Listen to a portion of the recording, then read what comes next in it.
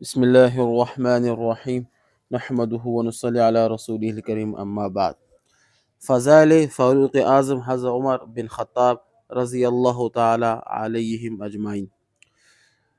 حدیث شریف بھی ہے، حضرت ابو ہریرہ رضی اللہ تعالی عنہ سے روایت ہے کہ رسول اللہ صلی اللہ علیہ وآلہ وسلم نے فرمایا، تم سے پہلے امتوں میں محدث یعنی ایسے لوگ ہوتے تھے جو اللہ تعالیٰ کی طرف سے الہام کی نعمت سے خاص طور پر نوازے جاتے تھے۔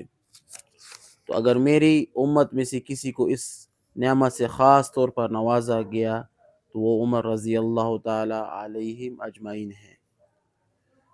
ایک دوسرے حدیث میں ہے، حضرت عبداللہ بن عمر رضی اللہ تعالیٰ عنہما سے روایت ہے کہ رسول اللہ صلی اللہ علیہ وآلہ وسلم نے ارشاد فرمایا کہ اللہ تعالیٰ نے عمر رضی اللہ تعالیٰ عنہ کی زبان اور اس کے قلب میں حق رکھ دیا ہے۔ ایک دوسرے حدیث میں ہے، حضرت ابو ذر غفاری رضی اللہ تعالیٰ عنہ سے روایت ہے کہ میں نے رسول اللہ صلی اللہ علیہ وآلہ وسلم سے سنا، آپ صلی اللہ علیہ وآلہ وسلم ارشاد فرماتے تھے کہ اللہ تعالیٰ نے عمر رضی اللہ تعالیٰ عنہ کی زبان پر حق رکھ دیا ہے، وہ حق ہی کہتا ہے۔ ایک دوسرے حدیث میں ہے، حضرت عقبہ بن عامر رضی اللہ تعالیٰ عنہ سے روایت ہے کہ رسول اللہ صلی اللہ علیہ وسلم نے ایک صحبت میں ارشاد فرمایا کہ اگر بالفرض میرے بعد کوئی نبی ہوتا تو عمر بن خطاب رضی اللہ تعالیٰ عنہ نبی ہوتے۔ ایک دوسرے حدیث میں ہے، حضرت علی رضی اللہ تعالیٰ عنہ سے روایت ہے کہ انہوں نے فرمایا کہ ہم لوگ اس بات کو بعید نہیں جانتے تھے کہ عمر رضی اللہ تعالیٰ عنہ کی زبان پر سکینہ بولتا ہے۔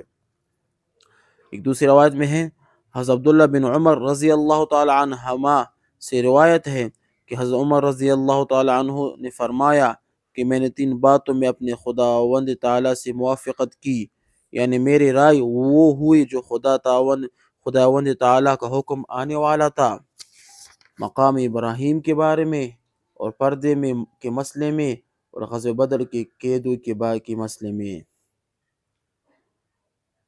ان کے علاوہ اور بھی بہت سے مقامات قرآن مجید میں ہیں جو حضرت عمر رضی کی تائید میں اترے ہیں۔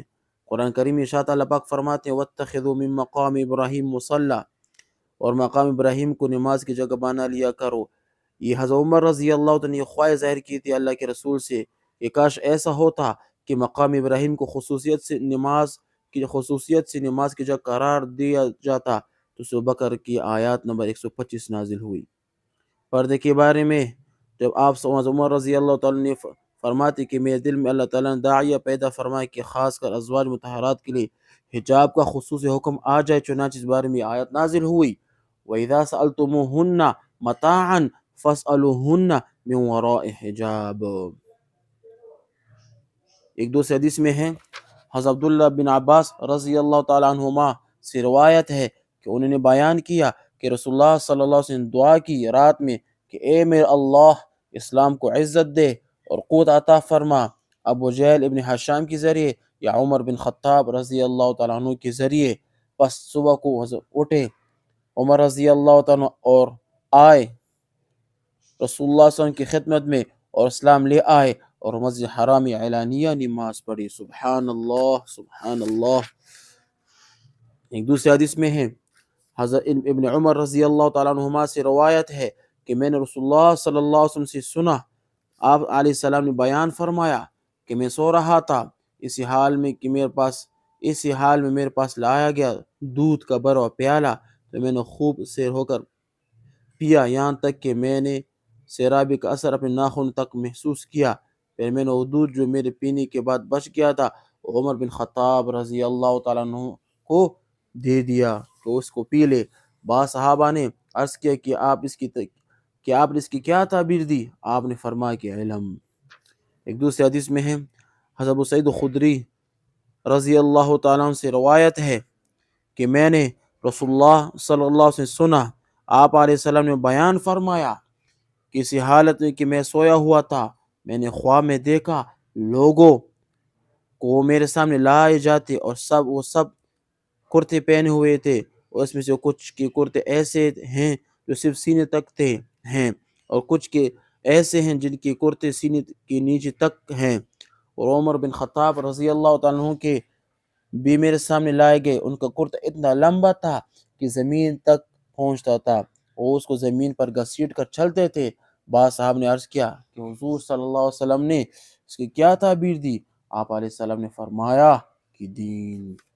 واہ، کتنا بڑا مقام اللہ پاک نے حضرت عمر بن خطاب کو عطا فرمایا تھا۔ تو یہ تھے حضرت عمر رضی اللہ تعالیٰ عنہ، یہ کچھ فضائل حدیث کے بارے میں۔ حضرت عمر رضی اللہ تعالیٰ عنہ 40 مرد جو اسلام لے آئے۔ آپ کے اسلام لانے پر صحابہ کرام نے مکہ میں نعرہ تکبیر اللہ اکبر کا نعرہ گونجا۔ آپ کی خلافت حضرت عمر رضی اللہ تعالیٰ عنہ بکر صدیق کے بعد اسلام کے نئے خلیفہ مقرر ہوئے۔ آپ کو امیر المؤمنین کا خطاب دیا گیا۔ آپ کے دور حکومت میں شام، مصر، ایران فتح ہوا، اور تقریباً 10.5 سال آپ نے حکومت کی، اور غنیمت سونے کے ڈھیر کو مدینہ لایا گیا۔ آپ نے ایسا عدل قائم کیا تھا کہ ایک چرواہے کی جو بیڑیاں تھی دوسرے چرواہے کی گائے نہیں گا سکتے تھے۔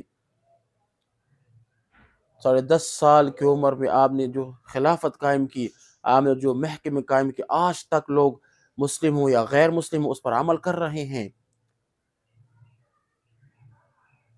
ایک مرتبہ شہادت کا واقعہ اس طرح تھا، آپ نے ایک دعا فرمائی تھی کہ اے اللہ مجھے مدینے میں موت عطا فرما اور شہادت کی موت عطا فرما۔ واہ میرے آقا، واہ میرے اللہ، آپ کا کیا قدرت ہے کہ مدینے میں حضرت عمر رضی اللہ عنہ کو شہادت نصیب فرمائی۔ کس طرح نصیب فرمائی کہ ایک مرتبہ صبح کی نماز کے لیے آگے بڑھے تو ابو لؤلؤ فیروز جو مجوس ایک غلام تھا، اس نے آپ کے سینے پر خنجر گوندا، اور خنجر زہر آلودہ تھا۔ اسی خنجر کی وجہ سے آپ 2-3 تک زخمی رہے، پھر اس کے بعد آپ 1 محرم کو اس دنیا سے رحلت آپ نے فرمائی۔ انا للہ و انا الیہ راجعون۔